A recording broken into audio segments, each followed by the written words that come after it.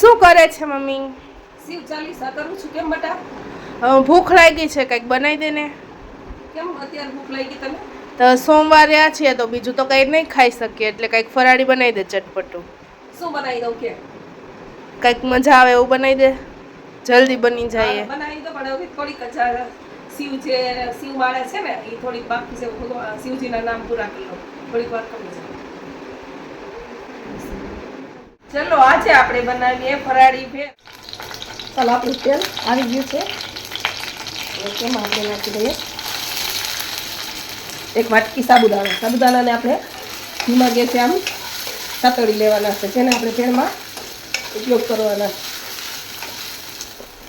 જે સાબુદાણા આપણે સાતળીએ તેને વાર નહીં લાગે આ બધા વાટકામાં. આ જો પેલા અડધી વાટકી ગળ્યો ચેવડો, અડધી વાટકી તીખો, આ કેળાની વેફર છે અડધી વાટકી, અને અડધી વાટકી આપણે બટેકાની. ચાલો પેલા હવે આપણે નાખી દઈશું તેમાં સાબુદાણા, જે આપણે આ તે ઓછા તેલમાં ફ્રાય કર્યા હતા ને તે સાબુદાણા છે તેને આપણે હમણાં એમાં નાખી દઈએ. પહેલાં આપણે નાખી દઈશું સાબુદાણા, ત્યાર પછી આપણે નાખીશું બટેકાની કટકી, ત્યાર પછી આપણે નાખીશું ટમેટા, નાખીશું કેરી, સૂકા ટોપરાનું કતરણ કઈ રીતે આપણે તેમાં, પછી નાખીશું આપણે ગોળ આંબલીનું પાણી, પછી આપણે આ નાખીશું તીખી મરચીની ચટણી, લીલા ધાણા. હવે તેને આપણે કરી નાખશું મિક્સ.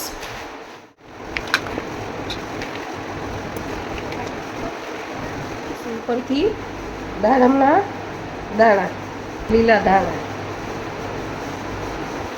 ચાલો આપણી ભેળ છે તૈયાર.